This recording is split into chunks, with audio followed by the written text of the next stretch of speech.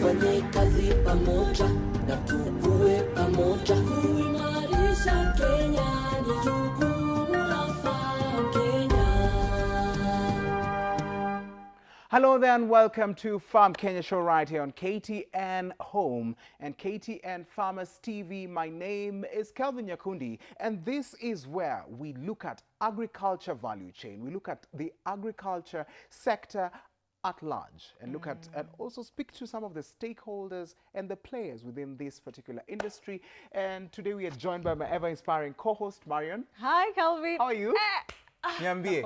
I tell you, all the zote ni ngumu kama gozi ya pesa, but at least we credit that to agriculture. Of course. Sindio? Pesa ndani ya shamba. Pesa ndani ya shamba. And today I'm so excited because the topic of discussion is urban farming.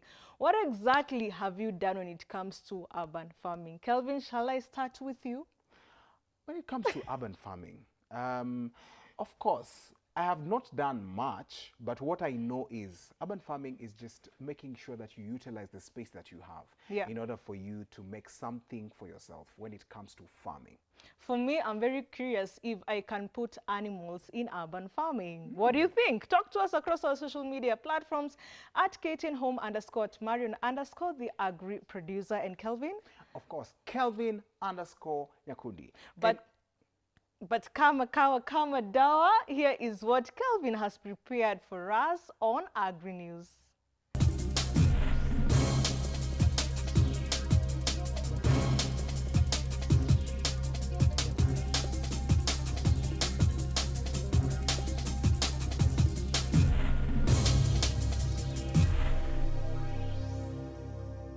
And this is Agri News. Now, farmers contracted by market leader Brookside Dairy have a reason to smile after the processor announced a cash reward payout of over 218 million shillings. Now, the amount will benefit dairy groups and individual farmers across the country who signed up for the program and have been supplying raw milk to Brookside in the 6-month period between 1st December 2023 and 31st May now this year. The half-year payout under a reward scheme operated by the firm presents a 53.3%, a 0.5% rather, increase over last year's payout during a similar period.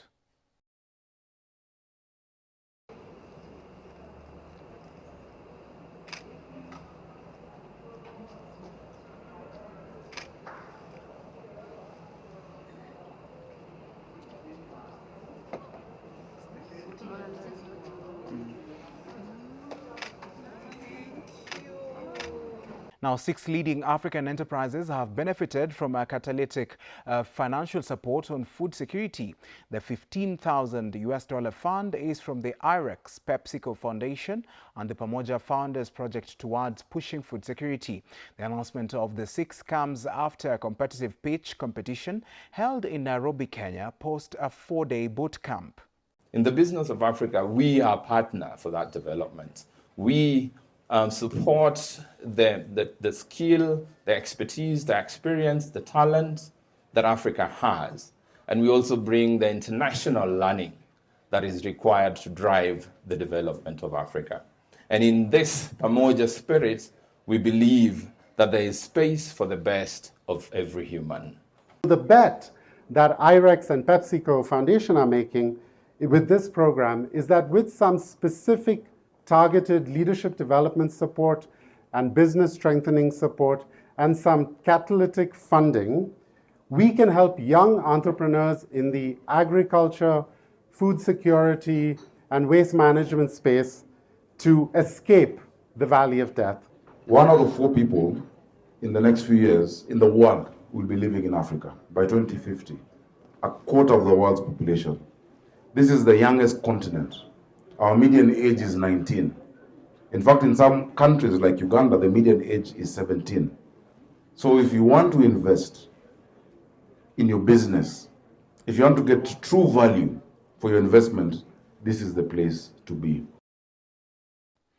Now, the Kenyan government is rolling out the Kenya Coffee Bird system to make the coffee sector more transparent and efficient. This system will help improve the quality of Kenyan coffee, making it meet international standards and fetch higher prices globally. The aim is to revitalize Kenya's coffee industry by ensuring fair prices from farmers, improving quality standards, and enhancing market access.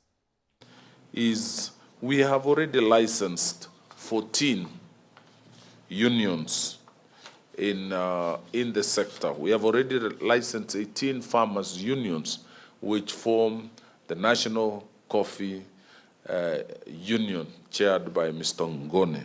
And for the first time since our independence, the coffee farmer has an opportunity to decide whether to sell their coffee in the auction or to return or to hold back or to note their bids. So if farmers are not happy with the prices prevailing in the exchange, they have the opportunity to say no, which was not the case. The reforms is anti or against those players in the market. I want to assure Kenyan farmers and also all stakeholders that then and now the most active participants in our Nairobi Coffee Exchange remains the same players. We've just opened opportunities for the farmers and the union to participate. So we've closed nobody out. Nobody has been chased out or nobody has been frustrated. We are all onboarding everybody. We're only setting the rules of the game and making it predictable and also easy to participate. Let's now focus on matters environment, where a startling UNEP report reveals an annual influx of over 8 million metric tons of plastic into our oceans. This is a dire threat to marine ecosystems. In response, the European Union National Institutes for Culture organized the Mombasa Ocean Festival at Swahili Port in Mombasa. The event's mission was to enlighten youth and students on the repercussions of human actions on oceans, stressing the crucial link between a healthy ocean and a healthy climate.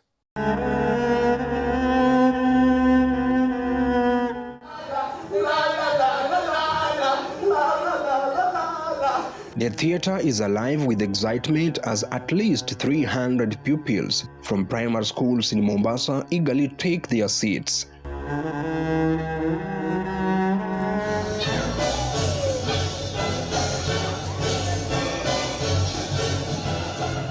Laughter and cheerful chatter fills the air, reflecting the anticipation of the film premiere on ocean conservation. The film opens with breathtaking underwater scenes showcasing the beauty of the marine life in pristine oceans. The scenes leave the children awe as the wonders of the oceans play out before their own young eyes.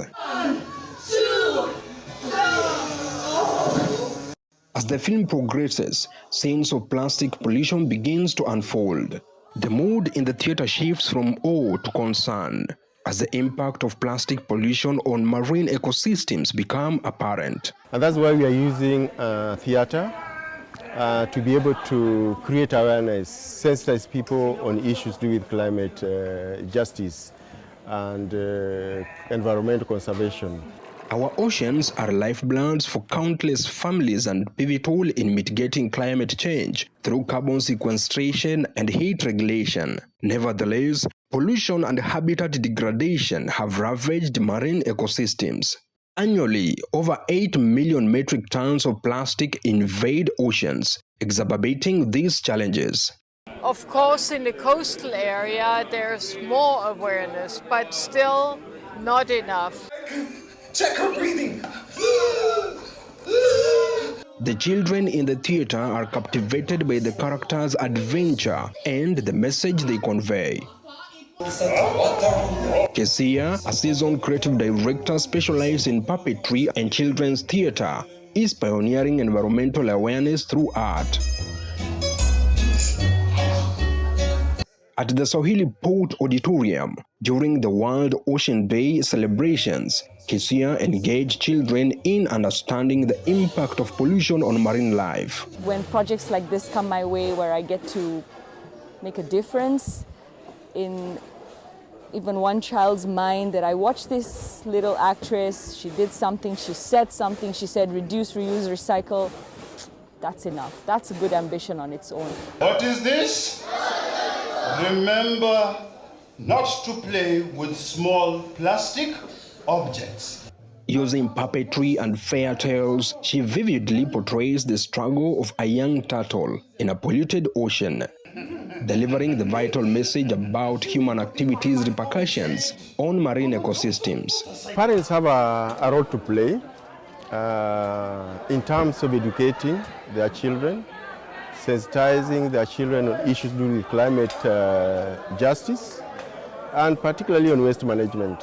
The puppetry performance, funded by the European Union's National Institutes for Culture, aims to instill environmental advocacy among the children and youth, who represent the future of conservation. We made a big investment as EU for 25 million euros in a project called Go Blue, which involves all the counties to work in the space of tourism, culture, maritime security, aquaculture, fishing, etc. The unique Mombasa Ocean Festival is not just a showcase, but a call to arms for ocean conservation. Empowering youth is the most important thing anybody can do. At the local government and at the national government and in the United Nations also, that has become one of the most important topics. Predictions show that plastic pollution may triple in the next 4 decades, with waste exceeding 1 billion tons. The demand for action both locally and globally from governmental and corporate entities is intensifying, with a spotlight on youth to drive conservation efforts. We need to collaborate because the ocean affects all of us. I'm happy to see that France and Kenya, together with other countries, have taken the lead in terms of finding innovative solutions to find new resources for climate adaptation.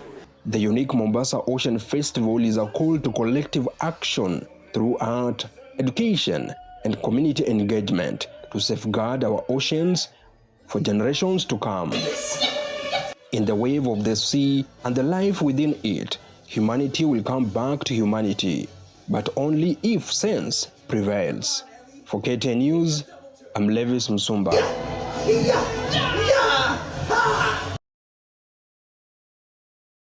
Machakos Governor Vinya Ndeti has asked Machakos residents to desist from cutting down trees for charcoal burning, terming it as the major cause of environmental degradation. Now, speaking at Kwambo Primary School in Kinanie, Athi River Sub-County, where she led a tree planting drive to mark the World Environment Day, the governor warned the environment vandals will be dealt with in accordance with the existing laws. We really want to appreciate you because as a ward, sisi tuna feel kazi yako na tuna appreciate kazi nzuri ambayo unafanya. Na kama Kwambo sub location, sisi tuliomba dam iko pale saa hii iko na maji. It is one of the dams zile zilipeanwa. Muliona tulianza mimi nikiwa na waziri wa fedha wa Kenya wa national government. Waziri wa fedha amepatiwa na president Machakos County na akapatiwa Laikipia. Leo mimi niko na nyinyi hapa. In the next few weeks mtaniona na waziri wa fedha mahali pengine tukipanda miti. Tumekubaliana serikali kuu na serikali za county zifanye kazi pamoja kuhakikisha mazingira yetu yako sawa. Because if we do not take care of our environment, our children will suffer. When I was growing up, there were trees here and a lot of animals. In fact, there were just too many animals that hunting was allowed. I used to come hunting here with my father. Wanyama walikuwa wengi mpaka watu wakakubaliwa kufanya control. Yeah? Kwa hivyo hapa mambo yamepinduka bwana. Huku kulikuwa na miti, hakuna. Watu wamekata miti, wanachoma makaa. Now, let's shift focus to Laikipia County, where it is a new dawn for women in the county after they started embracing dairy goat farming. In a county whose majority are pastoralists, women solely relied on their husbands to provide for them and their families. However, this is now fast changing. From dairy goat farming, the women now say they are learning and earning a living, as Clement Masombo reports. Women from Laikipia County, previously considered homemakers, are slowly shifting to dairy goat farming. Meet Julia Mudhoni, a member of the Daiga Kuinyecha women group and one of the many women whose lives have been transformed by the dairy goat farming. Niko na watoto 7 kwa hii boma yangu. Na sikuwa na kazi nafanya. Kazi yangu ni ya ukulima. Nilikuwa naomba Mungu anipatie angalau kabuska moja niendelee nikamulie hawa watoto wangu niweze kuwalea. Julia's journey started with just one dairy goat. She now has 11. Nikaonelea ninunue kabuska moja. Kwa kununua hiyo kabuska moja nikanunua kakiwa kadogo shilingi 5,000.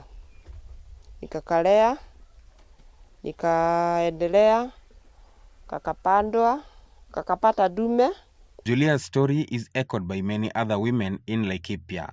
The introduction of dairy goats, which are more manageable and requires less compared to cows, has made livestock farming accessible to women. Nikiamka asubuhi, naamka na watoa nje. Kwanza nawekelea maji na kuja kuwakamua. Niwapagusa na wakamua. Nikachukua hiyo maziwa. Nikawekea customer zangu, nikaweka hiyo ingine. Na kwa sasa tunajifunia kwa maana kama this year tulikuwa tumeomba pesa na tukapewa na Mama County 50,000. Na kila mmoja wetu amenunua kuku zake hata kama ni 2 ama 3. Kwa hivyo tunajifunia mambo makuu. The women are also receiving training support from organizations such as Food and Agriculture Organization. Tumefundishwa hata mambo ya kulisha hizi buzi zetu vizuri. Tumesomeshwa mambo ya kuweka silage. Tumefundishwa hayo maneno na pia hata machumvi. Hatukuwa tunajua ati buzi inafaa kukula chumvi hata every day. The Women Economic Empowerment Project through Climate Smart Agriculture that has been funded by Korea government through KOICA. And basically, this project endears to empower women, not only just in production, increasing production and incomes, but also to enable them to have a voice. Clement Masombo, KTN News, Laikipia County. All right, that is all we had for you on Agri News, and now we are going to go to Sauti ya Mkulima, where we talk to farmers, and let's hear what they had to say.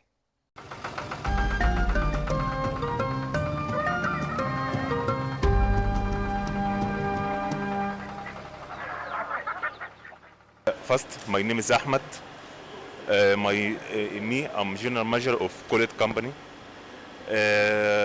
Our Collet Company is Kenyan Egyptian company. Our owner is Dr. Walid Mustafa and Mr. Ilhami. This is our owner. This is the big businessman in Egypt. They bring now this company to Kenya. We dealing with fruits. Especially we have our shamba in Egypt. We have our shamba in orange, citrus, all citrus, sour, and grapes, all variety of grapes, apple, all of this. About the quality, we are natural, organic. We don't put any fertilizer. This is the best thing in our product. So, what is special about organic, and how do you do it exactly at your shamba? My shamba in Egypt. Yeah, we deal in organic, like we don't put any fertilizer. We put everything natural. Natural soil, natural. We have also some fertilizer, but natural. not chemical.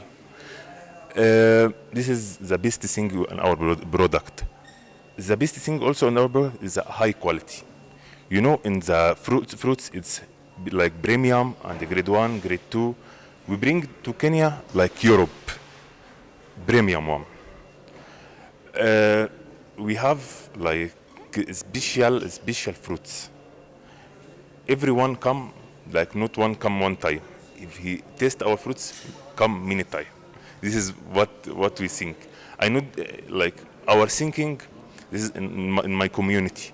Like I need to you come one time. No, if you want come one time, taste my fruit. Every day you come, because it's delicious, good, healthy.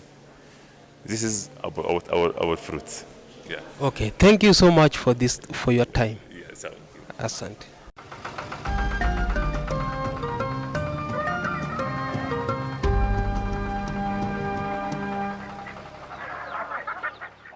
Kuwa mkono ambao unalima ardhi, mlango wa kulima, kuwa mshindi, kuwa na uhakika sasa, kulea mustakabali wa baadaye.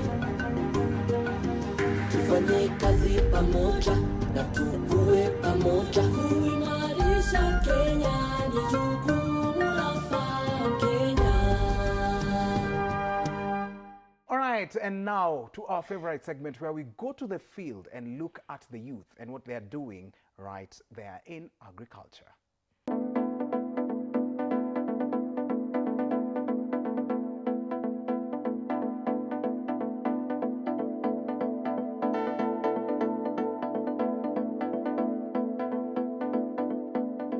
Hello and welcome to Youth in Agriculture. My name is Marion Munyaunganga and we're still here at Kidhimani Yatta, Machakos County, talking to some of the exhibitors who have shown up today in the Agriculture Expo and Farmers Field Day, whose theme was creating a glowing future. And right now, we'll be joined by Susan Romano, who will be talking to us why SACDEP is here, what she is at SACDEP, and what are the benefits they have gathered so far from this Farmers Field Day. Susan, karibu sana kwenye show. Asante sana. Yes. Now, kindly now introduce to us to the event. For farmers who have had this event here at Kidhimani for the very first time, what is today all about?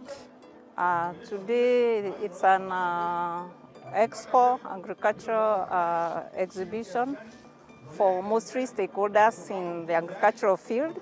They have come to exhibit what they do, their products, to market them, yes, and to engage with farmers. Yeah. And today you're here as an exhibitor. Yes, I'm an exhibitor. Yeah. How did you get to know that this Farmers Day will be good for SACDEP? What benefit were you trying to give to the farmers who attended today? Okay, today I'm here to represent SACDEP Kenya. I'll first by introducing what SACDEP Kenya is and what it deals with. And SACDEP Kenya, it works closely with farmers, various farmer groups. And its mission is to ensure that East African communities, they are food secure. They can be able to generate income through agribusiness activities that is done in an environmentally friendly manner. And then that is the major mission of SACDEP. And so we work very closely with various farmer groups. We have projects across the country. And also we partner even with other countries like Uganda, Tanzania. We have a project there. And then SACDEP, apart from the farmers, we have a college, that is College of Sustainable Agriculture for Eastern Africa. That is a project of SACDEP. And SACDEP started this college with the main aim to reach out to as many people as possible through our students. When we educate them concerning sustainable ecological agriculture, they are able to reach out to so many people, to so many communities, and then they are able to create awareness concerning organic farming. When you're talking about reaching community, so many people, talking about the sustainable agriculture, how are you involving the youth in all these plans? Yeah, we engage the youth in that through our course. That is a certificate course in sustainable ecological agriculture, because we take graduate from 4 leavers who are youth to join our courses, and our entry grades are very minimal. They can accommodate so many youth groups who are left out, who are not able to join universities and other colleges of higher learning, because the entry point is a D plane. So we are able to engage them. They come there. We mostly do 70% practical work, and then the 30% is theory. So when we train our students, they are able to do more practically. They are fully baked as far as sustainable agriculture is concerned. Yes. And is there a specific value chain that maybe you're focusing on? Because today there's so much dragon fruit word going around the environment. So is there specific value chains that maybe you've chosen to teach your students? Specifically, we don't have a very specific value chains. Yeah. All we do is that we train our students the way they can do their agriculture in an environmentally friendly manner. Okay. Yes, purely organic. If it's disease management, pest and disease management, they are able to do it in an organic way because we have so many methods. We are concerned with even soil fertility management, which is key. It's a key pillar in sustainable ecological agriculture because soil is basic. If we have healthy soils, then we are able to achieve high yields. Yeah. And then also we are concerned about value addition after they produce. After they carry out their farming activities, they come up with their produce.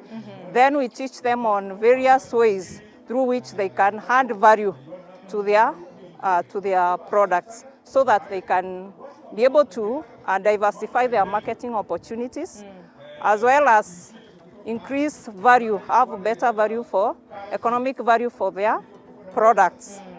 Yes. I like what you said about organic farming and sustainable farming, but then how did you settle on organic farming? Because there is a lot going on organic farming. Is this organic? Can it be inorganic and organic at the same time? No. So why organic? Yeah. Our executive director, that is Mr. Gogi Mutura, is the founder of SACDEP Kenya, and they are concerned with environmental conservation measures, having the current issues to do with climate change that comes along due to banned farming practices as well. We have, that's when I came up with the idea about organic farming, so that we can conserve our environment and we can do our farming activities in a sustainable manner. Yeah. So that as we take care of we ensure that we are food secure at this present time, then we're also taking care for the coming generations. They are able to produce their foods in a sustainable way, because for the conventional methods of farming, they degrade the soil so much. They largely contribute even to the climate change or the global warming. So we are basically concerned with organic farming due to its health benefits to the farmers. You produce foods that are healthy. You produce foods in an environmentally friendly manner, meaning you're taking care of the environment, you're minding about the future generations. Yeah. So that's why we are concerned with organic farming. Let's bring today's Farmers Field Day into context. How did you get to know about this, and what really made you sure that we really need to be part of today? Yeah, we knew about this event through an invitation that was made to us by the hosts. Yeah, we invited for this event by the host, and we felt that we should be here because we love farmers. We work closely with farmers. That's why we are here, and we've interacted so much with so many people, so many farmers. We're encouraging them. Now they can go about their farming activities in a sustainable way. And also, introducing our college to them, creating awareness about our college, so that we can be able to reach out to so many young people as well as even adults who are concerned in agricultural activities and doing it in an environmentally friendly manner. Yes. And have your expectations been met? Yes, they have been met. Tell me about the people who have managed to visit your stand. Are they mostly youths? And have you seen some high level of interest from them? Yes, I have. We've met with the youth. They have visited our stand, and we've explained to them. We've created awareness about organic farming. We've also engaged with middle-aged people, as well as, let me say, their parents, and they have shown interest, such that they're interested to for their sons and daughters to join our college. Yes. And if you are to be given a chance maybe to speak to the event organizers, what is the one thing you would request them to do different or to congratulate them on? One thing is, I want to say that the event was well organized. We were provided with facilities to exhibit what we do. Yes. And maybe next time they can ensure that they can reach out to so many people, so that we can have several people joining us, so that we can, those who are marketing, they are able then to market their products to so many people, because it's about creating awareness concerning various agricultural products and activities. Wonderful. Now, where can the youth reach you in order for them to get registered at StarkDep and get to, enjoy your products? The youth can visit our college that is located along Garissa Road, about 20 kilometers, approximately 20 kilometers from Thika town.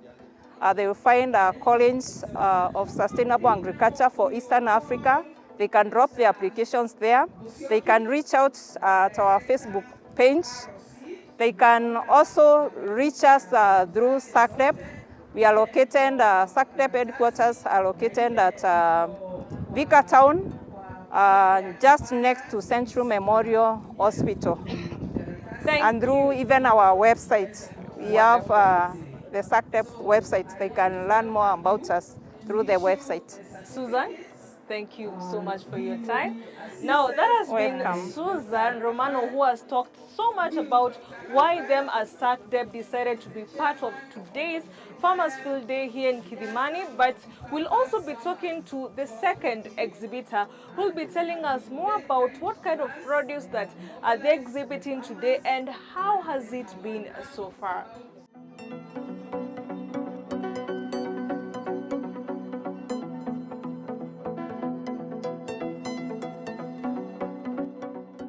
As promised, here is Peter Getonga, who is one of the exhibitors here as well at the Kidimani Farmers Day Expo, talking to us about some of the experiences and expectations that he has experienced today. And you're from Real IPM. Yes. Karibu sana to the show. This is Youth in Agriculture.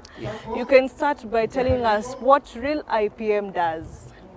So basically, Real IPM produces, markets, and sells biological products or other organic products. We also do trainings to the farmers.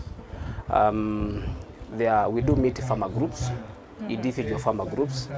We do visit stockists, that's agrovets, to do marketing on our products. Yes. What need did you really want to fulfill by the end of today from this Farmers Field Day? Sorry? What need were you looking to fulfill, or objective did you seek to fulfill as you come in here for the Farmers Field Day? I think my expectation was to first meet farmers, but so those are the key client. Meet farmers, train them, pass our information concerning our products, and that is basically what we have done. Yeah. Yes. What products have you come with today? We have a variety of products. We have biopesticides, like Campaign for control of mealybugs, thrips, and white flies. Also controls fruit flies. We have Regain, that it is a biofungicide that controls powdery mildew and rust, both on vegetables and fruit trees like mangoes and avocados. We have vertical bags. That is now the vertical bags, we do use them for food security by growing vegetables like skuma, spinach. We also have the fruit fly traps that are used for mangoes, avocados, also the FCM traps. So we have a variety of products like also sustain that controls the issue of soil-borne diseases like dabbing of Fusarium mules, nematodes, and many others. So in short, you guys provide solutions to the many diseases farmers complain about. Yes, Are these products organic?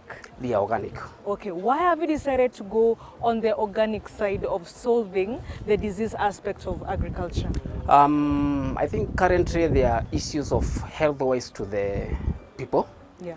That is one thing that we have done. We have decided to go the organic way because the synthetic products, they have negative impact to the health of humans, causing cancers, diseases like cancer. That's why we have decided to go the organic way. There's also effect on the soil. And for the benefit of organic products, they are very friendly to the human, they are safe to the user, and even to the environment. Even maybe for example, synthetic products, you may find that sometimes they are effect on pollination, the insect pollinating. So for the organic products, they have no issue on pollinators. Okay, and do you manufacture them?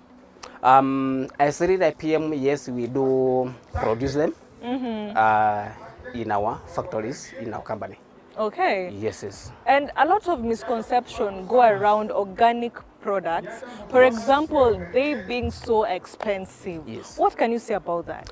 I think that is a mentality that has been there.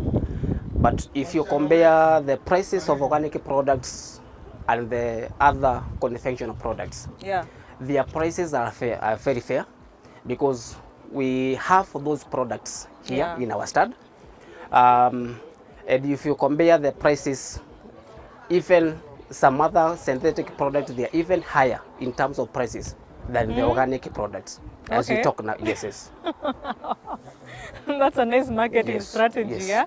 But we will soon get to confirm that as we visit their stand. Now, on to the next thing. Let's talk about the way you usually spray the organic products on the plants. I know there's so much protective gear to be worn. Is this the same when it comes to organic fertilizers and pesticides? This is different because the organic product, they have no any effect on for the sprayer. Really? Yes, for the environment. Okay. So you can even spray the organic products with the normal clothing that you have without the protective gear.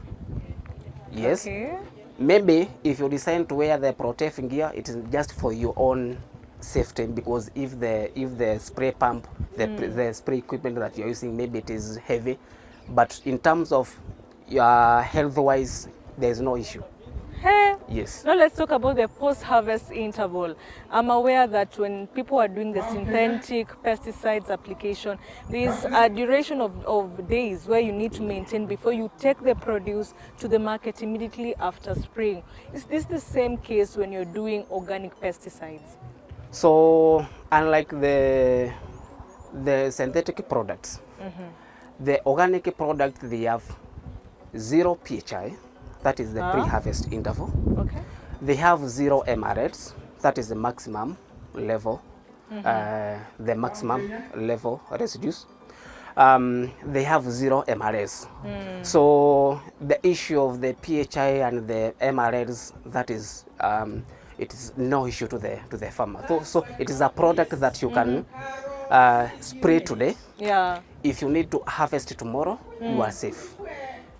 Yes. Okay, Yes. interesting. Yes. Now, the organic pesticides, there's a way that farmers usually eat it. Okay, I've seen this on organic farms that farmers easily pluck the harvest. If it's ready, they just put it in their mouth like this. Is that really safe, even if you're using the organic pesticides? So, I think whether the organic or the synthetic products, yeah, this, whether it is organic product, it is not meant for human consumption. So when you are spraying, you are not supposed to continue consuming as you are spraying. Okay. Yes, yes. But in terms of because now for those who do who consume as they are spraying, I think that is not so healthy. But if you spray today, like for example, if I have sold a product to the farmer right now, and he sprays just right now, tomorrow morning he or she is free to consume. Yes, yes. But I may not advise that when you are spraying, you consume directly. You are consuming as at the same time you are spraying. Well yes, said. yes. Now yes. let's put this event into context. Yes. How did you get to know about this event and also be part of it? I think there was an invitation to this event. We got the invitation. We were interested to exhibit, and that's why we're here. Yes. Has today met your expectations? Oh yes, because the first thing is to meet the farmer. I have seen the farmers in good numbers. Yeah. In good number, I think that one is okay. Yeah.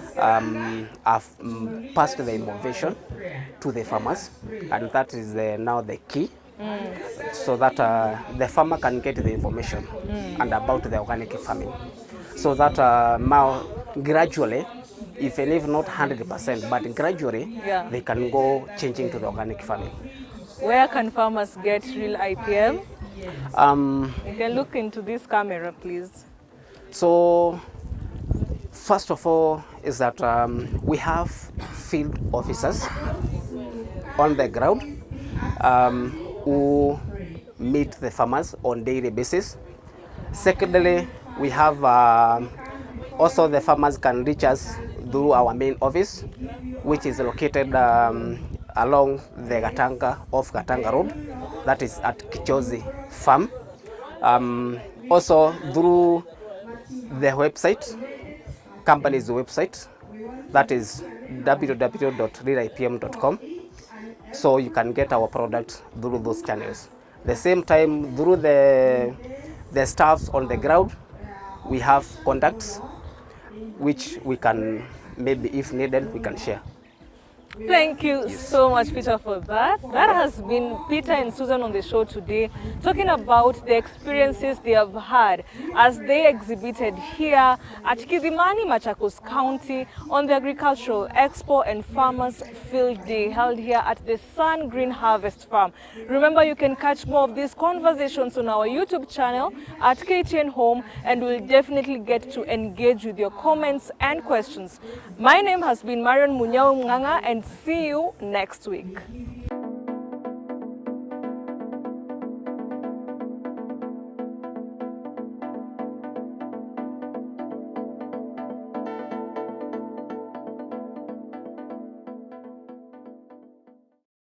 That is all that the youth had to just show us on the field. And Marion, you were there with them.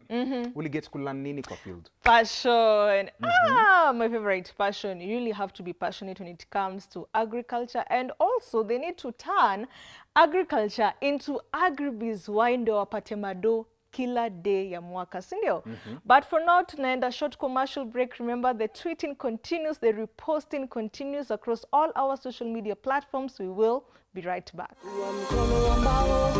Mlango wa mkulima kuwa mshindi, kuwa na uhakika sasa, kukulea mustakabali wa baadaye.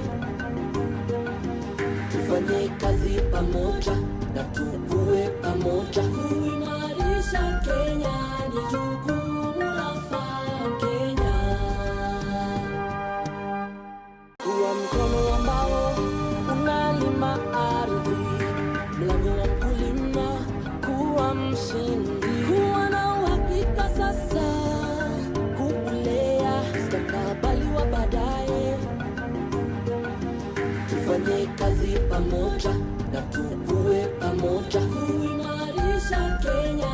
jukumu la Kenya.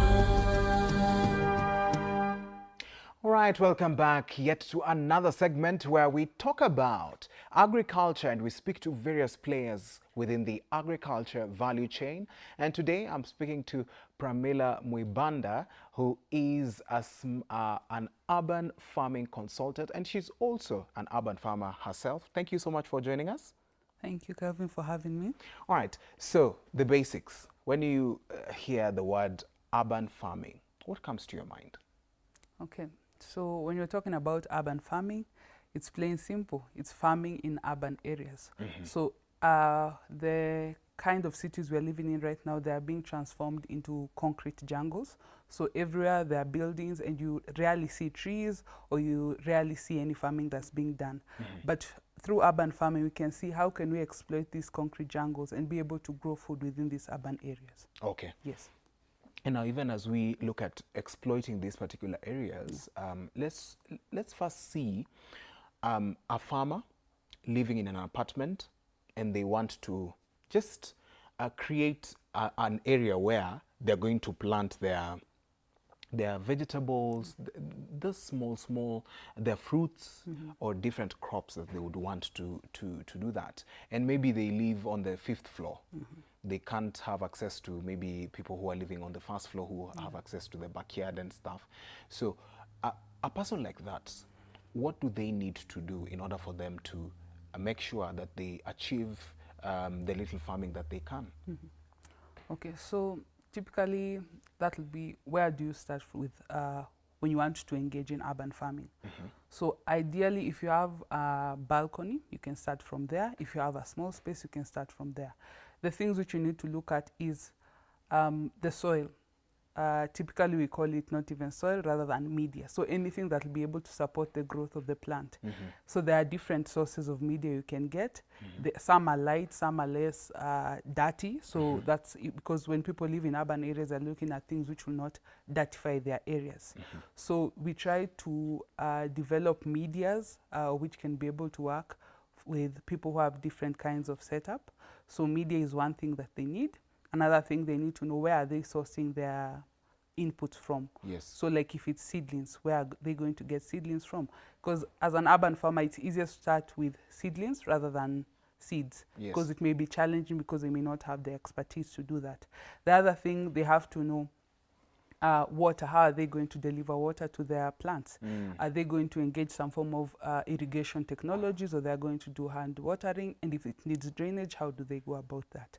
The other thing is, how are they going to manage their pests and diseases? So at least they need to have some background, some form of training to be able to gain these skills and then to make their journey smoother when they want to grow their vegetables. Okay. All right. Now, let's look at soil. Yeah.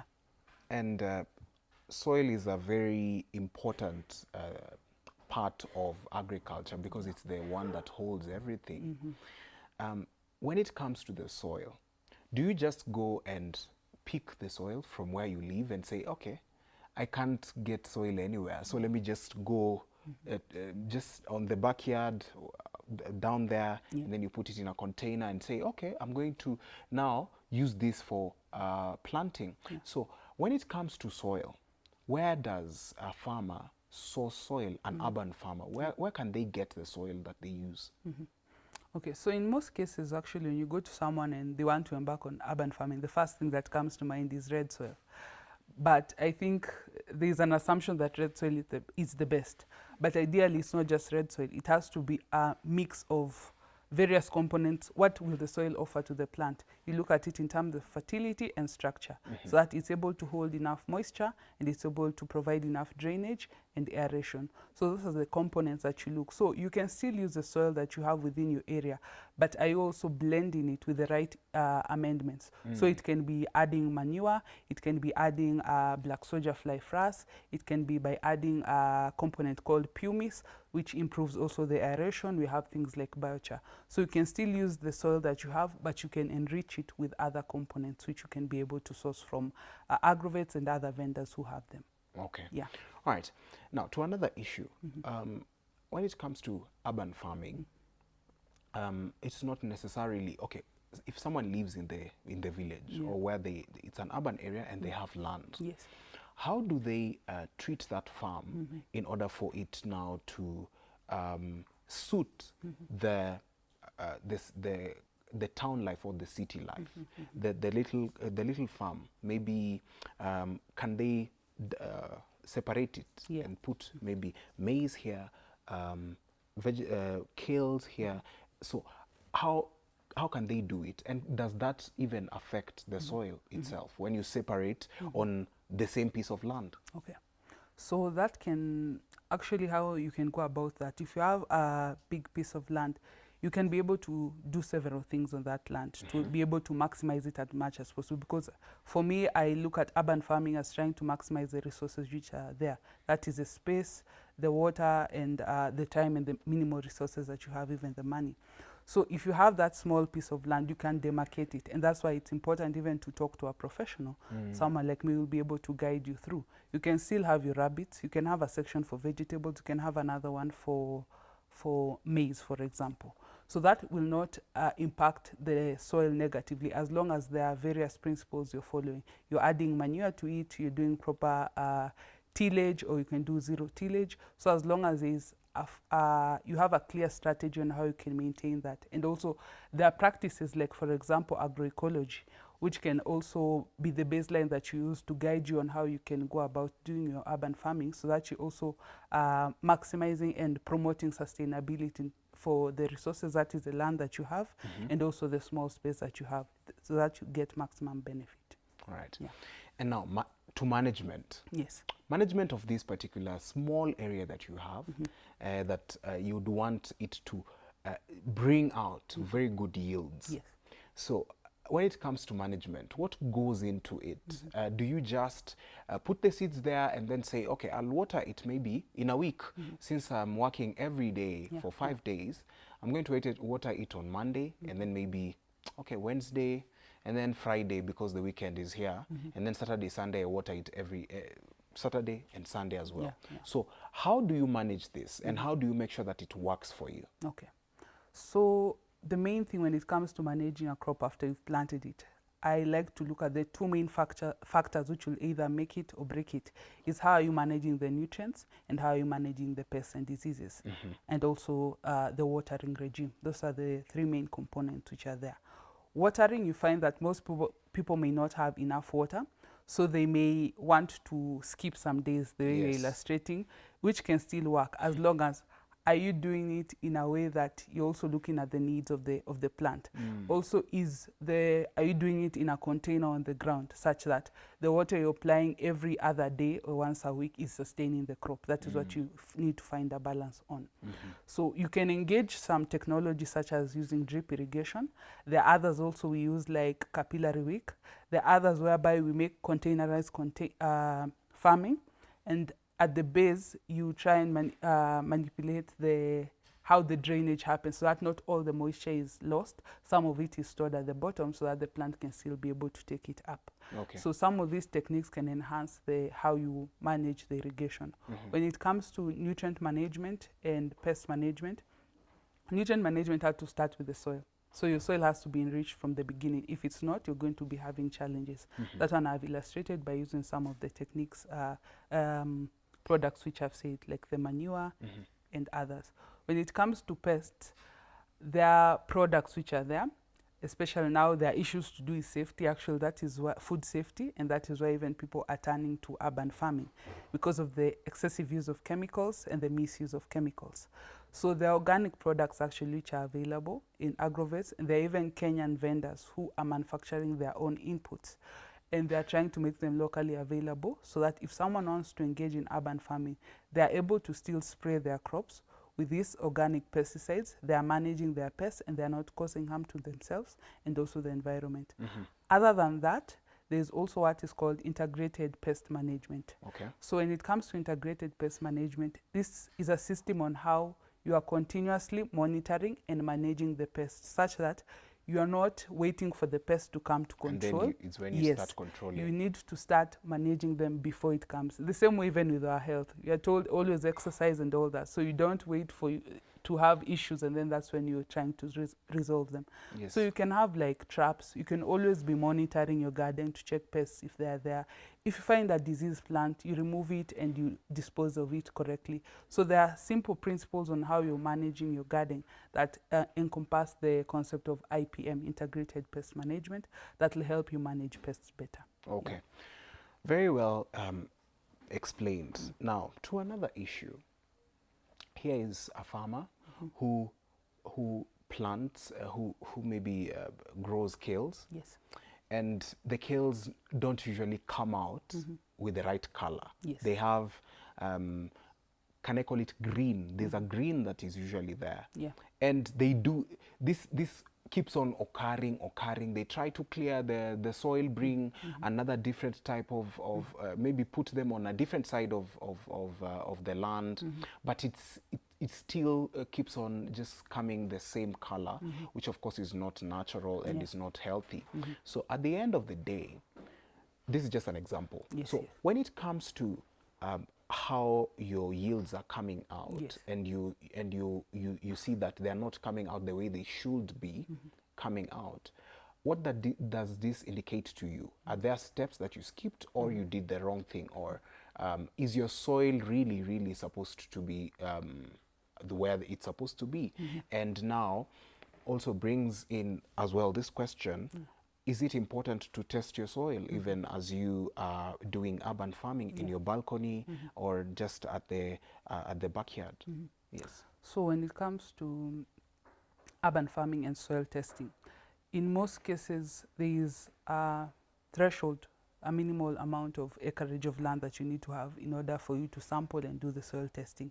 So in most cases for urban farming, it may not be economically viable to test your soil. Yes. But if that's something you wish to do, you can go ahead and do it. But in most cases, you see, if it's your own land and it's a backyard, you know what has been happening there.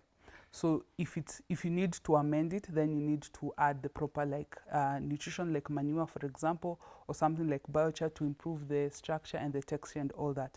Because in most cases, in your home compound where you're doing your urban farming, you may not find the toxins which are there. So for me, I would not recommend to do soil testing if you're going about it urban farming, especially if it's a small area. Rather than, I'd advocate maybe using other like containerized farming, so that you avoid using the soil if you think that it has issues there. Yeah. All right. Thank you for that. And now let's look at someone who has decided, okay, I live in a 2-bedroom. Yes. I'm going to convert one of the rooms into my farm, because my balcony doesn't have space. So I've decided, okay, I'm going to convert this room into an area where I'm going to do my small farm.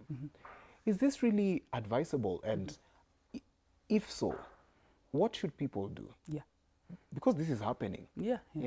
So these are actually some technological advancements which you can be able to take advantage of, especially leveraging on things like solar power, because I think now the cost of electricity is rather high. But if you can be able to have your solar powered equipment, you can be able to go about this, because the main thing that plants need to grow that maybe inside you may not be able to achieve is natural sunlight.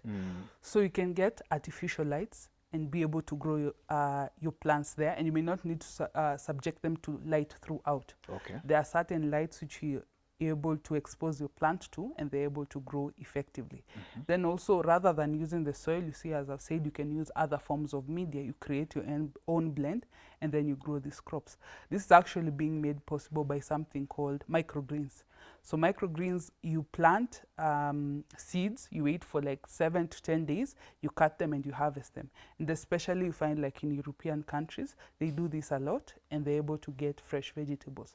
So even crops like tomatoes, you can still grow them indoors, but you need to get the right light quality and the right nutrient management. So the management may be more intense and more engaging or more automated, so that may bring the cost high, but that's something that you can take advantage of and implement.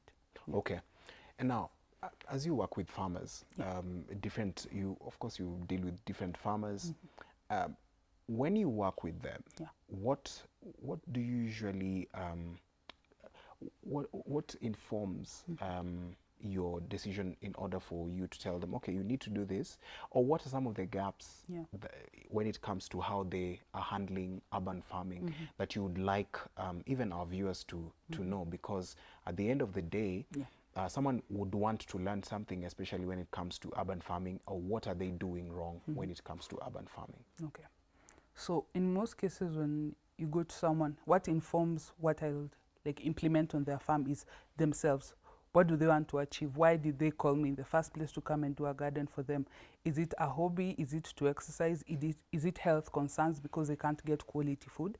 So as first of all, after I answer those questions, then we go into how are we going to implement these things so that it works out for your betterment. So the main gap that I've realized is when it comes to management of pests. And that comes with the gap of most people went and studied. Luckily, I studied horticulture at Jomo Kenyatta JKUAT. So through that, I have the skills on how to manage the various crops which I'm able to grow. But you find in most cases, people went to do the white collar job, so they don't like the soil. But you see, for me, I don't actually go to the soil most of the time. So they don't have the appropriate knowledge and skills on how they can be able to grow crops, especially in, I'd say, a limited area like in urban areas, because you find there are challenges of water.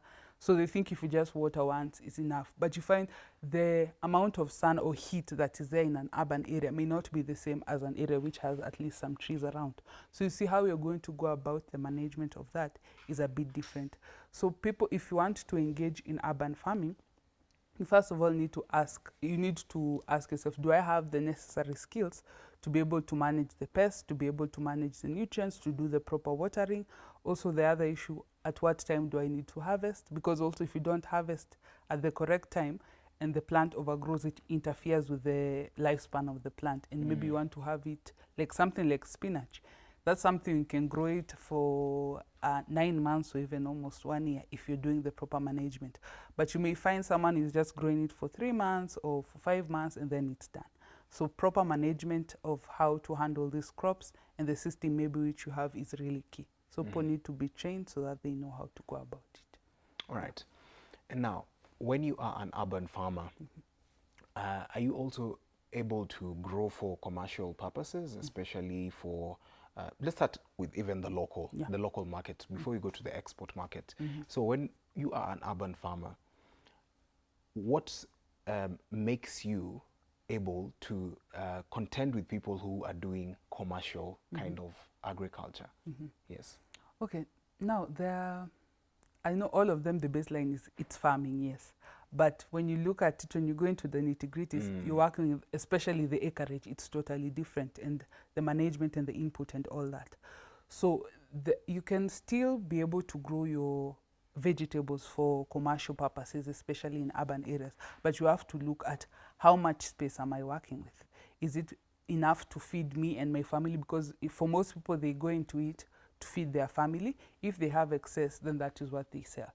So you find that most people, they are not going about it for commercial. It's just to feed themselves. Unless maybe you find someone with a 50 by 100 or 50 by 50 plot, then you find that they want to grow and now sell to their neighbors. And in most cases, that works really well for some clients who have done for them, because you find that when the neighbors find they have a reliable source to be able to buy their vegetables from, that's where they're going to come, because they know it's fresh, it's quality, and they can be able to trust and know the source, unlike going to buy to the market. Yeah. All right. And now let's move to look at even the crops and vegetables that you are able to grow on an urban farm. Because can you grow a banana or on your balcony? Can you grow a banana inside a container? Because, you know, people will try everything. Yes. And can you grow even a mango tree inside the sack?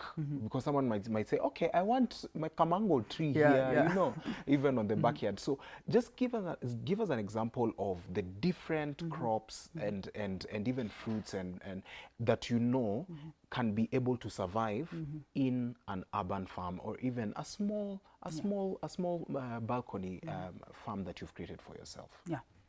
Yeah, okay. I think we need to just be practical. There are crops you can't grow definitely in an urban farm. Yeah. Yeah, if especially you're talking about like a balcony and all, something like a banana, you can't grow it there because you see the way it regenerates, it has to have enough space. So something like banana, you knock it out there, but you can still have some fruits. You've seen sometimes on the roadside you have mangoes which are this high and they are able to bear. So you can still do mangoes there. It's a technique on how you're supposed to manage it. You can That's still something get new it. I'm learning. Yeah. Yes. So it is possible, and especially by grafting. So you see, when you graft, you have a mature, and that's why it's able to even bear when it's this small. Okay. So containers farming, you can still get your mangoes, for example. You can still get your avocado. But those ones, they require someone who's really a professional, so that they manage them in a container. But there are other simple fruits like gooseberry. Tomato, funny thing, is a vegetable, but it's also a fruit, so you can have it there. Then your typical vegetables, skuma, spinach, the kienyeji like managu, saget, which other ones? Yeah, those are the most common ones you find people asking for. But you also find that people want the more Western vegetables like broccoli, cauliflower, brinjals. You can do also butternut and all that, as long as you provide the support. Oh, also passion fruit, by the way. Passion fruit is rather simple. Yes, you can passion do it. fruit. Yeah, because it climbs and it can even bring a nice environment to how you're growing your things. Okay. Yeah. So there's a wide range of what you can do. Limitation will just be limited by how does the plant grow and how does your space look like. Yeah. Okay. Even as we are now trying to wrap up this particular conversation, when you look at the different policies that we have within the government, Yes. In terms of trying to support the agriculture sector, where is the place of urban farming in this particular industry or particular policies that government has, and what do you think needs to be added there in order for urban farming to be pushed? Because I believe almost every town will be getting into this. Yes. Okay, so when you talk about policies, actually, I'm engaged with a group called ISFA. So they're actually trying to promote the concept of agroecology across various parts of the world. And I think, I'm in Kenya, and they even have a policy that they're drafting and they're going to push it forward. So through that, you see, we can leverage and push the government actually when it comes to urban farming. How can they do better planning for the developments which are happening, especially the gated communities, as we mostly term them, so that they plan them better. Yes. As much as you're building houses, also have some space to be able, not necessarily even urban farming, to have some trees, to have some vegetation, to have some parks, so that people can be able to access these areas. We can even have, I've seen even in the US, some places, they convert maybe old buildings or parking lots and they change them into urban farms so that people can be able to engage and grow their own foods. And those, they may sustain a certain community. So the county government and the national, if they're able to do, improve the policy so that there is proper planning and incorporation of urban planning reforms, some sort of thing, then maybe we can have more ventures or funding that are going to be geared towards urban farming. Yeah. All right, thank you so much for giving us your insights. And now we are going to invite Marion, who always has a question, and I know that she has a question.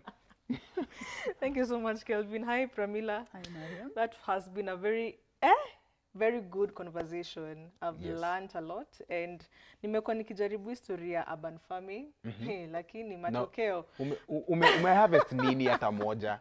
By the way, honestly, sija harvest bado cause nilianza juzi, but I've taken food from a farm that is in an urban center.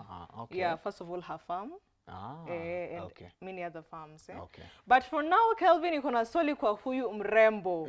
Swali mbili kwanza jo hiyo story. The first question is, can you do animal keeping in urban farming? Oh, yeah, it's very possible, especially rabbits. Rabbits, very easy. They are pets and they also meat.